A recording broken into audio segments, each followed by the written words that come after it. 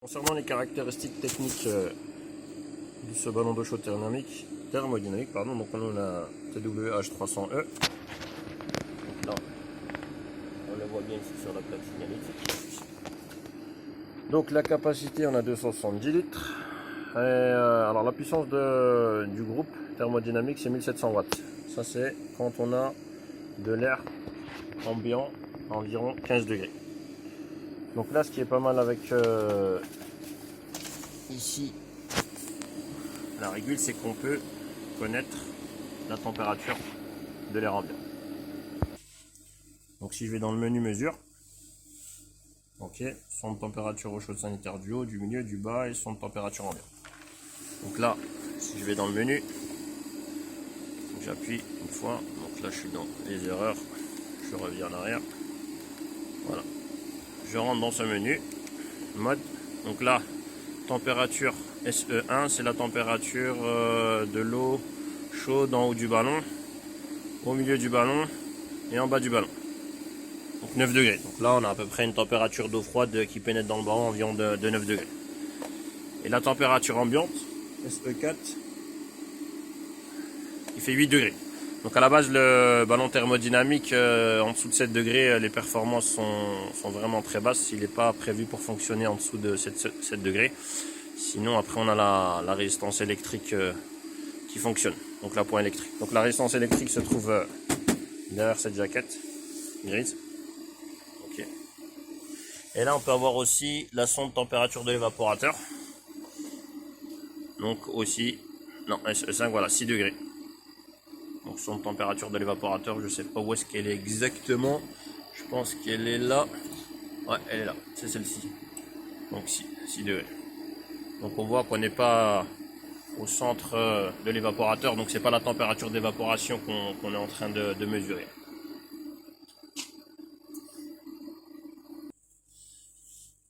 Donc concernant les autres caractéristiques, donc là le COP annoncé 3,7. Donc ça c'est valeur obtenue avec une température d'air à 15 degrés. Donc ce qui n'est pas le cas en ce moment, une humidité relative de 70%. Avec une température d'eau froide à l'entrée du ballon à 15 degrés. Ce qui n'est pas du tout le cas. Donc là on sait très bien si on s'amusait à calculer le COP, là on serait bien en deçà de ce qui est annoncé. Alors là, le COP, valeur obtenue avec une température d'air de 7 degrés, une température d'eau d'entrée à 10 degrés. Donc là, c'est exactement le COP sur lequel on est en ce moment. Donc on a une température d'air de 8 degrés avec une température d'eau environ 10 degrés. Donc on a environ un COP de 3. Donc ce qui reste quand même pas mal. Donc ça, c'est le débit d'air. Maximum 385 mètres cubes heure, débit d'air nominal avec un delta P donc entre entrée sortie de 25 pascal. Donc faut savoir que si on pose des gaines en amont et en aval, donc en amont on aspire par là et en aval on souffle par là du ballon, les performances, voilà, c'est ce qu'il dit. La mise en place de gaines à l'aspiration refoulement de la pompe à chaleur dégrade ses performances. Donc là, ce qui n'est pas le cas. Puissance résistance électrique, donc 2400 watts, tandis que la puissance de la PAC, bon, avec une température de 15 degrés, on est à 1700.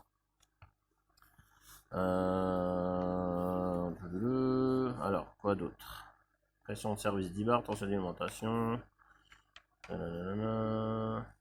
Super.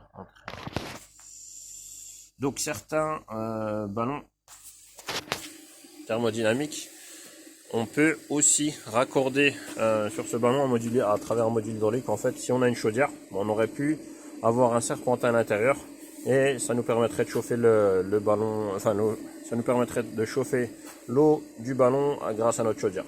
C'est comme un peu les ballons d'eau chaude mixtes qui fonctionnaient avec une résistance électrique et avec un serpentin à l'intérieur.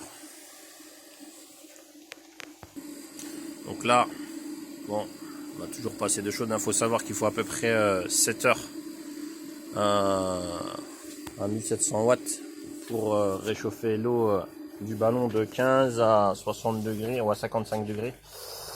Il me semble. J'avais lu ça quelque part. Voilà. Temps de chauffe de 15 à 51 degrés. Voilà, 7 heures. Donc, ce qui n'est pas du tout non, on pénètre à 10 degrés. et la température de consigne est à 62 degrés. Donc on augmente encore ce temps. Donc là, vu qu'on fonctionne sur la essence électrique, on va diminuer le temps de chauffe.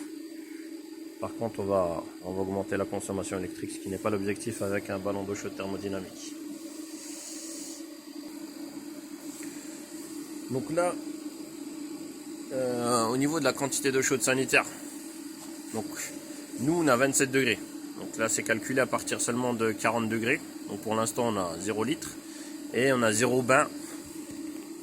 Donc comme on n'a pas du tout d'eau chaude sanitaire, forcément on n'a pas les capacités de prendre un bain avec le stockage en ce moment. Si le ballon était rempli d'eau chaude sanitaire à environ 55-60 degrés, il nous afficherait ici le nombre de bains que l'on pourrait prendre. Donc nombre de bains disponibles à 40 degrés. Donc on voit que les clignotements ici, donc les deux segments de la cuve clignotent alternativement lorsque la production d'eau chaude sanitaire est assurée par la pompe à chaleur, par appoint électrique et par appoint hydraulique. Donc là on n'a pas d'appoint hydraulique nous dans cette version là. Donc l'appoint hydraulique c'est quand on a une chaudière qui est montée et qu'on a un serpent à l'intérieur qui est lié à une chaudière, relié à une chaudière. Donc là voilà, c'est sur quoi en ce moment on est. Donc après, si on se balade sur le menu, donc là c'est pour avoir les différentes températures. Donc là si je pénètre à l'intérieur, donc là je vois que la température de haut du ballon est à 28 degrés. Donc je sors. Donc là ça me permet de faire régler l'heure paramétrée. Donc là il est bien 21h02.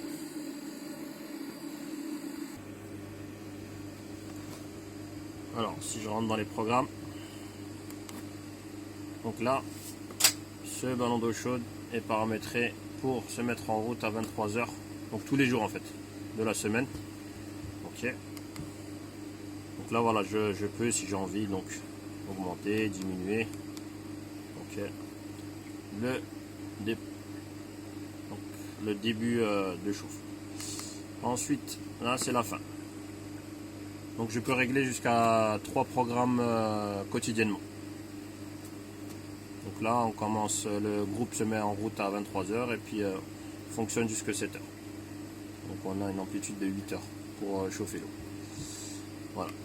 Donc on voit que là B3 c'est le deuxième programme, le 4 la fin du deuxième programme, le début du troisième programme et la fin du troisième programme. Voilà. Donc ça c'est pour la programmation. Ici c'est pour avoir toute la consommation, donc je sais plus, je me rappelle plus exactement. Mais là on peut avoir accès sur le nombre d'heures de fonctionnement, la quantité d'énergie consommée. Et en dernier, au niveau du 5, ça c'est pour l'installateur. Donc s'il veut modifier les paramétrages du ballon, pour l'instant je ne montre pas. Et là c'est tout ce qui est code erreur. Donc là on voit, ici on a une erreur. Donc en appuyant dessus, donc on sait que le 3 février,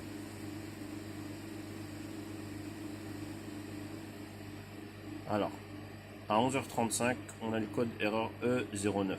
Donc c'est quand j'ai regardé sur la notice, alarme pressostat basse pression.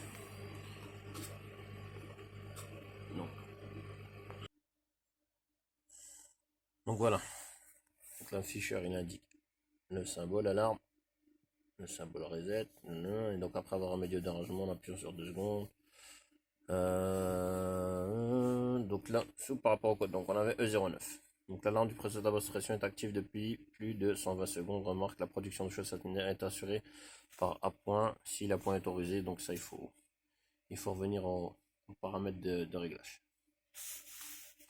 Donc on a un historique des messages et des défauts. Donc voilà, quand on rentre dans le menu ER, donc on a l'historique des erreurs. Là, donc le code EXX de la dernière erreur qui s'est produite affiché. Donc comme nous c'était E09, ainsi que son heure et sa date en alternance. Donc nous on a seulement eu un code erreur. Donc on peut aussi avoir à travers le menu accès à l'historique des blocages. Donc là en revenant sur la doc technique, On voit tous les blocages. Avec la vérification, solution.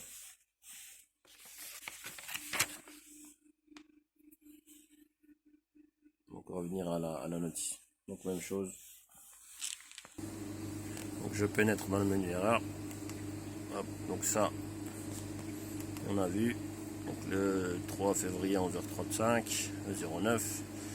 Et je n'ai que ça comme heure. Donc quand je reviens en arrière, pour tout ce qui est blocage, donc j'en ai pas eu. Et le troisième, c'est pour effacer toutes les erreurs qu'il y a eu. La donne. Voilà. Donc, je ne l'ai pas fait encore. Et voilà. Donc après ici, on a bien évidemment au départ, on a le mode de fonctionnement de la pompe à chaleur.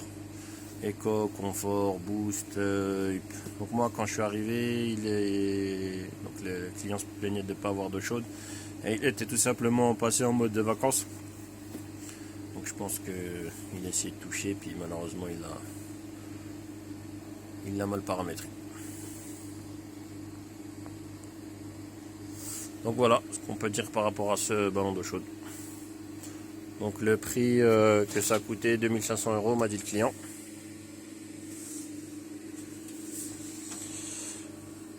Par rapport à ce ballon thermodynamique de chez Dedetrich. Donc il fonctionne R134A, il y a 1,35 kg de fuite frigorigène. Donc tout à l'heure j'avais pas montré, mais on avait la prise de pression HP aussi. Il y en a la prise de pression BP que je n'ai pas vu. Donc faut savoir, alors là c'est démontable, là c'est démontable, là c'est démontable. Donc il y a l'entretien, il faut revenir à la doc technique pour voir comment l'entretenir. Voilà.